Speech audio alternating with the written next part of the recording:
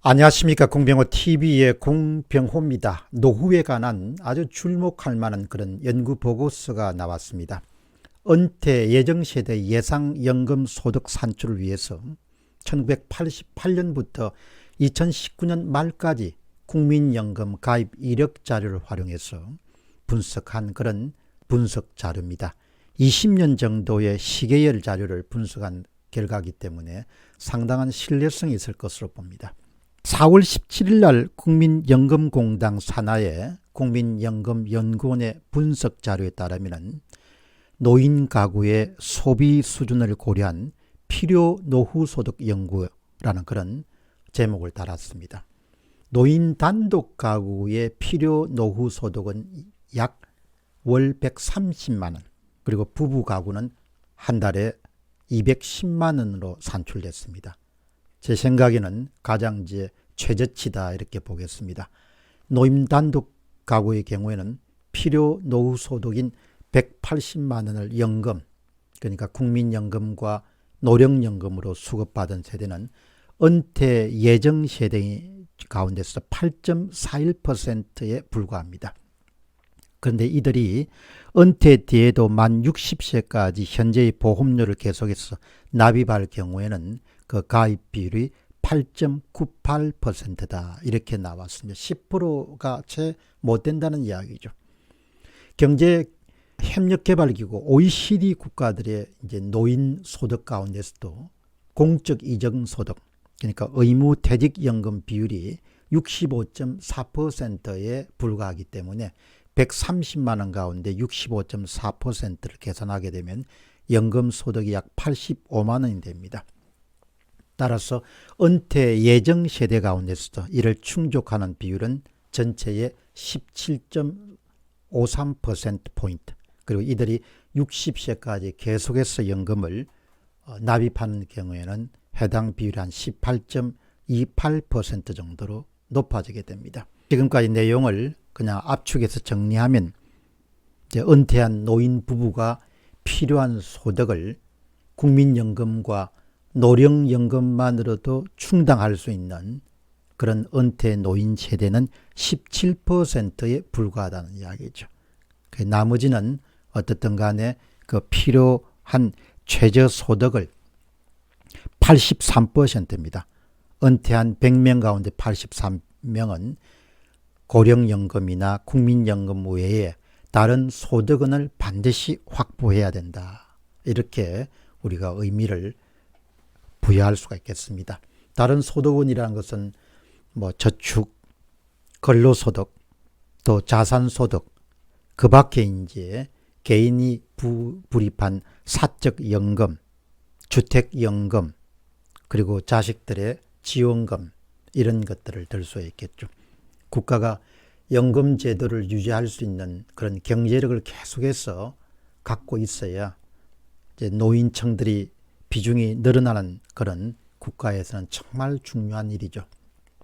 그렇기 때문에 계속해서 한 국가가 경상수지 흑자를 계속해서 만들어낼 수 있는 경쟁력을 가져야 되고, 또 과도하게 국가 채무를 늘리지 않는 재정 건전성을 확보해야, 그래야 경제 위기 상황 같은 것을 피할 수 있고, 그렇게 해야 예상 가능한 그런 노년을 우리가 보내는데 최소한의 그런 국가 공적 연금을 우리가 훼손되지 않는다, 이렇게 볼 수 있는 것이죠.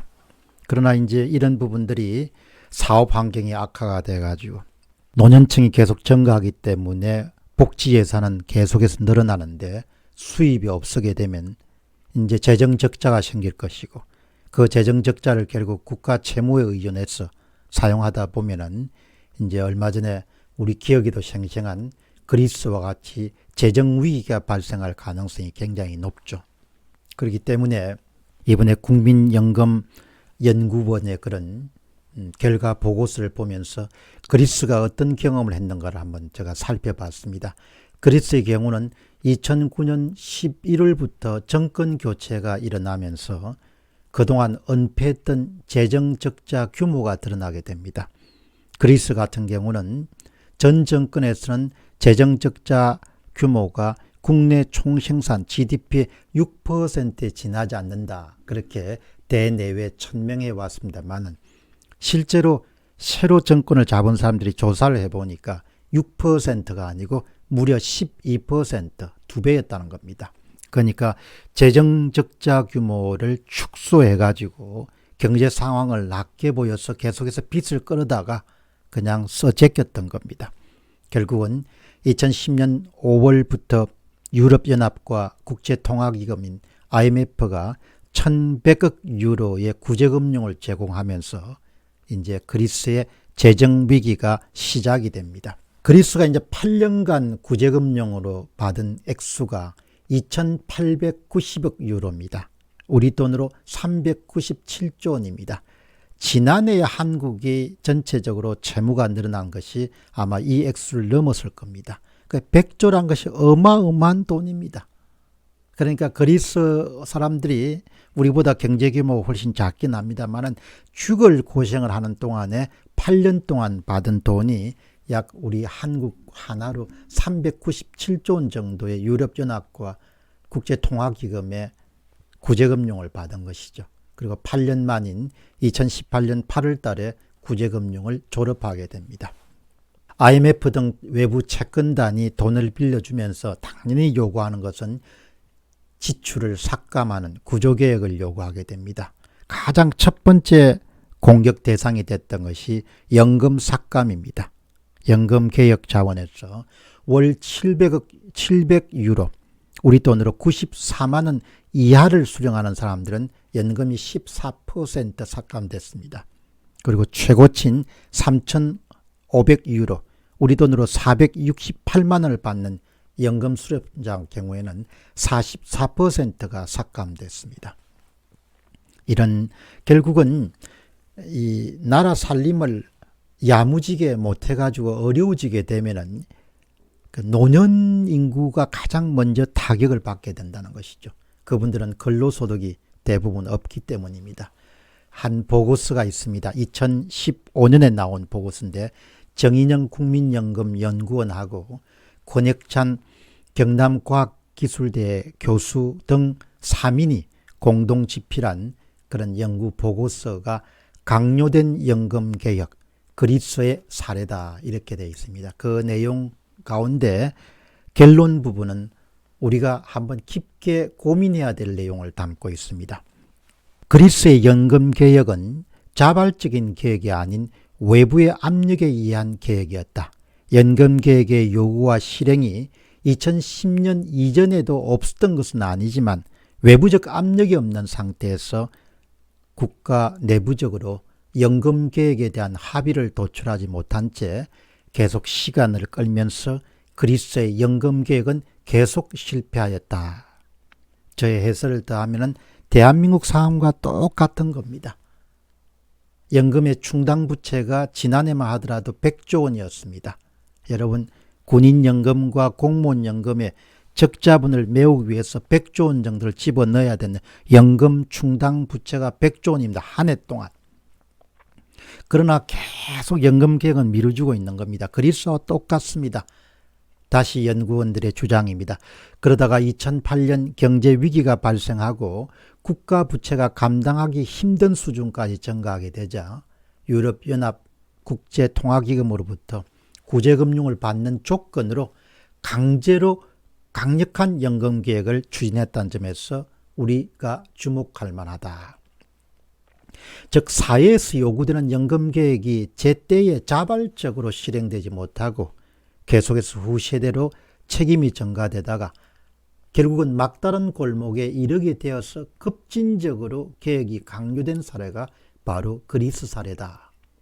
그리스 연금개혁에서 나타나는 기득권 조정, 여기서 기득권 조정이라는 것은 이미 연금을 받고 있는 사람의 연금을 삭감한다는 겁니다. 기득권 조정은 연금개혁이 지연되거나 왜곡되는 경우 현재 이미 연금을 받고 있는 수급자들의 권리도 완전히 보호되지 않을 수 있다는 점에서 우리나라의 공무원 연금개혁에 중요한 시사점을 제공한다. 따라서 이전의 연금개혁에서는 추진하지 못했던 재정 안정화 및 이를 보완하기 위한 제도의 합리화를 목표로 강력한 계획이 추진되었다.